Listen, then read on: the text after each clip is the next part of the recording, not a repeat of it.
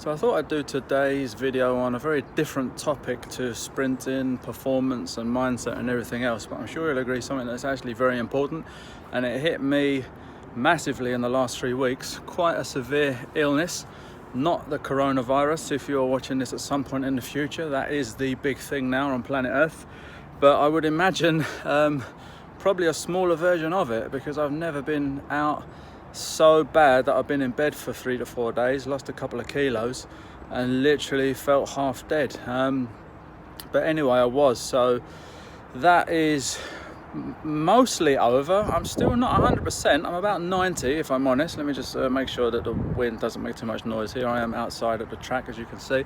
But I wanted to post on illness because if you remember from one of the past videos, there's a lot of frustration in my world with sprinting because I've got inaccurate data.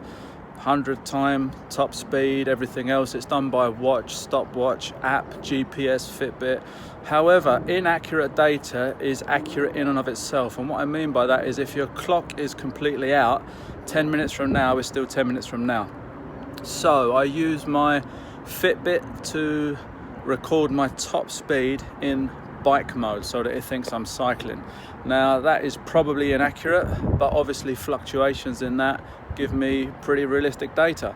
My best at this track just before Christmas, Boxing Day actually, was 22.6 miles an hour, pretty quick. And I was at the track Monday, and obviously with 3 weeks out, I felt pretty springy. I felt very fresh. I was even saying to one of the coaches, I feel pretty good. I've had extended time out physically, mentally. Obviously the body's fully recovered. I felt springy. I'd lost about 3 pounds. And then I come here today and reality strikes. I didn't give 100%, but I did, pulse along, and I hit 20.6 miles an hour. So I'm 2 miles an hour down, almost 10%, which is a huge difference. And I wanted to mention there the importance of time out and recovery and dealing with illness, and I'll tell you why. Tomorrow, 2 days time, I've entered, there's an indoor at Lee Valley, which I will be missing because being 10% down there's no point. I'm not willing to risk injury, but more importantly, my training is actually more important long term than the short term goals, and I think that that's an important thing to consider. Small term sacrifice for long term glory, shall we say.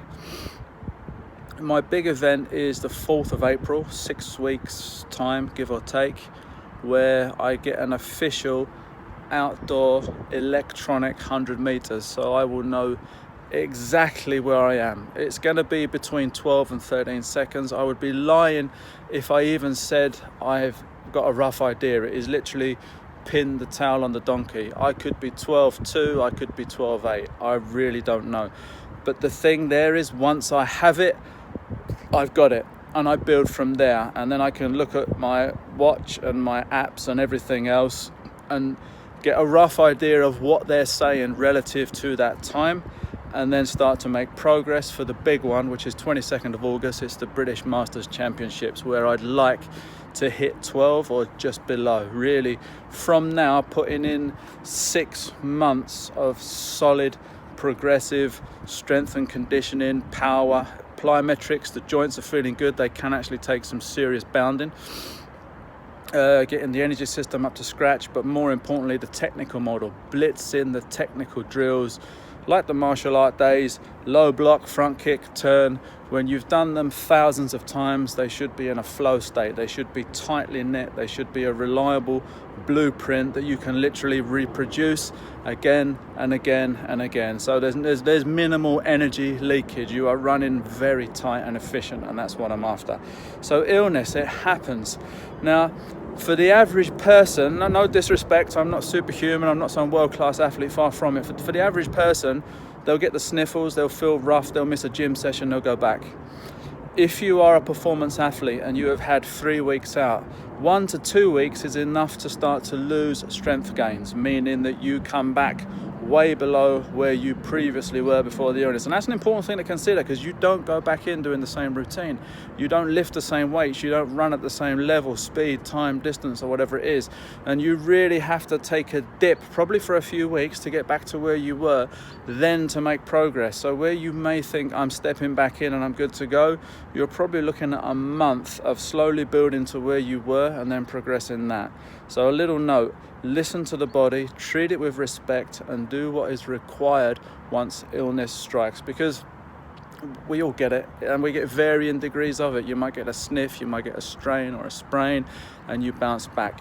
When the big stuff hits, take time out, because the last thing you want is something serious that puts you back for months. So the small sacrifice is missing Sunday, training up for April, and aiming to smash the real big one in August with real data of what's what. So I will have landed, I'll have a number, and I can build from there. Have yourself a fantastic rest of the day and keep plugging, because you will get there eventually. That's what this journey is about. I'm not there yet, but guess what? I will be. Take care.